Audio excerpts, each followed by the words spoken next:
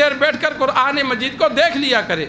قرآن مجید کو دیکھنا بھی ثواب ہے، قرآن مجید کا سننا بھی ثواب ہے۔ مسجد میں قاری صاحب، حافظ صاحب تراویح میں پڑھانے کے لیے دن کو سنا رہے ہوتے ہیں ایک دوسرے کو، انسان بیٹھ کر ان کا سن لیتا ہے، یہ سنیں گے اس پر بھی اللہ اجر دے گا۔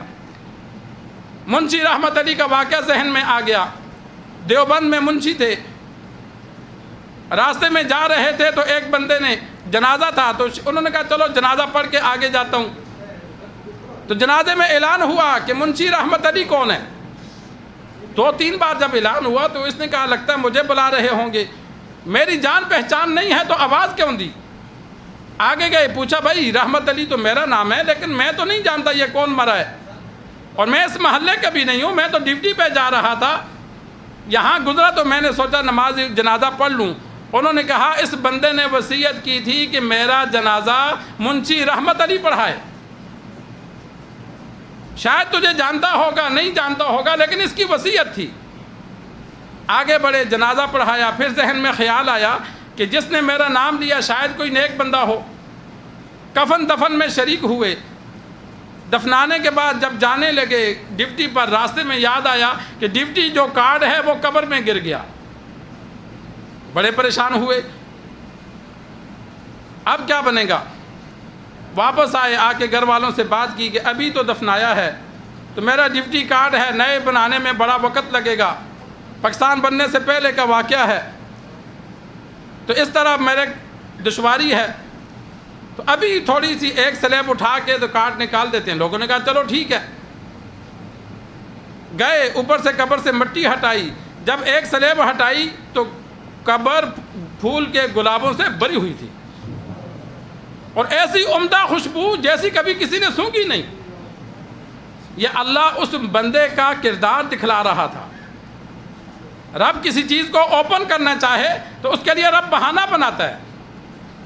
کارڈ نکالا تو بڑے حیران ہوئے کہ ابھی ہم دفنا کے گئے، یہ بندہ عمل کیا کرتا تھا؟ تو اس کے گھر گئے، گھر جا کر بیٹھے، بیوی سے پوچھا کہ بھئی یہ کیا کام کرتا تھا، کون سا نیک عمل کرتا تھا جس کی وجہ سے اللہ نے یہ منظر ہمیں دکھلایا، لوگوں کو دکھلایا کہ یہ بندہ اللہ کے ہاں جنتی ہے۔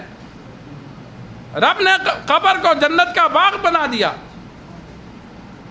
اس نے کہا مجھے تو کوئی اور خاص عمل نہیں لگتا، البتہ فجر کے بعد اس کو قرآن مجید پڑھنا نہیں آتا تھا، لیکن یہ قرآن مجید لے کر بیٹھ جاتا تھا اور لائنوں پہ انگلی پھیر کر کہتا تھا یا اللہ یہ تیرا فرمان سچا ہے۔ بس روزانہ یہ قرآن مجید کو دیکھتا، چومتا، اس پہ انگلیاں پھیرتا، 2-4 صفحے پھیرتا، اس کے بعد یہ بند کر کے رکھ دیتا۔ کوشش تو انسان کرے نا، پڑھنا سیکھے، کوئی مشکل نہیں ہے، لیکن ایک بندہ پڑھ ہی نہیں سکتا۔ کئی ایسے بھی ہوتے ہیں، زندگی میں میرا بھی کئیوں سے واسطہ پڑا کہ بڑی کوشش کی کہ کچھ تھوڑا سا پڑھ جائیں لیکن وہ نہیں پڑھ سکتے۔ تو چلو جو بندہ نہیں پڑھ سکتا تو وہ قرآن مجید سے محبت تو رکھے، تعلق تو رکھے، اس کو پکڑے تو صحیح، دیکھے تو صحیح، سنے تو صحیح۔ تو نماز کا اہتمام کیا جائے، قرآن مجید کی تلاوت کا اہتمام کیا جائے، اور چلتے پھرتے اللہ کا ذکر کیا جائے۔ سب سے آسان عمل ہے، نہ وضو کی ضرورت ہے، نہ غسل کی ضرورت ہے، اور وقت بھی قیمتی بنتا ہے۔ ہم چلتے پھرتے باتیں کرتے، اگر بالکل کوئی ہم دیکھتے ہیں کہ یار اور کوئی کام نہیں ہے تو پھر کوئی فارغ دوست دیکھتے ہیں، اچھا کس کو فون کروں گپ لگانے کے لیے، اپنا بھی وقت ضائع کرتے ہیں، اگلے کا بھی وقت ضائع کرتے ہیں۔ یہ نہیں سوچتے کہ چلو فارغ ہوں تو اللہ کا ذکر کروں۔ صبح و شام چلتے پھرتے انسان مختلف جملے کسی بھی عالم سے یاد کر لے، اللہ معاف کرے، اللہ معاف کرے۔ ہمارے ہاں بے دینی اتنی زیادہ ہو گئی کہ اکثر لوگوں کو جو وہ جملے جو بچے کو آتے ہیں وہ بتاتا ہوں وہ بھی نہیں آتے۔ کئی آتے ہیں مولوی صاحب پریشانی ہے تو جب بتاتا ہوں یار استغفر اللہ ربی من کل ذنب و اتوب الیہ پڑھا کرو، ان سے استغفر اللہ نہیں پڑھا جاتا۔ کتنے دکھ کی بات ہے کہ ایک اسلامی ملک ہے جہاں مولویوں کی تعداد کی کمی نہیں ہے۔ پہلے دور میں یہ ہوتا تھا مولوی ملتے نہیں تھے، اب دینی مدارس نے اتنے علماء پیدا کیے کہ گھروں میں بھی سنا رہے ہیں، مارکیٹوں میں بھی سنا رہے ہیں، مساجد میں بھی سنا رہے ہیں، لیکن مسجد والے مولوی تلاش نہیں کرتے، اب مولوی مسجدیں تلاش کر رہے ہیں۔ علماء اتنے زیادہ ہو گئے، مارکیٹوں میں بھی قرآن سنایا جا رہا ہے، گھروں میں بھی سنایا جا رہا ہے، مساجد میں بھی سنایا جا رہا ہے، لیکن مولوی پھر بھی فارغ بیٹھے۔ اور ہماری عوام کا کیا حال ہے کہ ان کو جب ہم وظیفہ بتاتے ہیں کہ یار استغفار پڑھو تو کئی پوچھتے ہیں وہ کیا ہوتا ہے، اور کئیوں کو جب جملہ بتایا جائے کہ یہ پڑھو لا حول ولا قوت الا باللہ، ان سے یہ بھی نہیں پڑھا جاتا۔ کتنا دکھ کی بات ہے کہ جو ہمارے روزانہ چلتے پھرتے زبان پہ ذکر و اذکار ہو وہ ہمیں آتا ہی نہیں ہے۔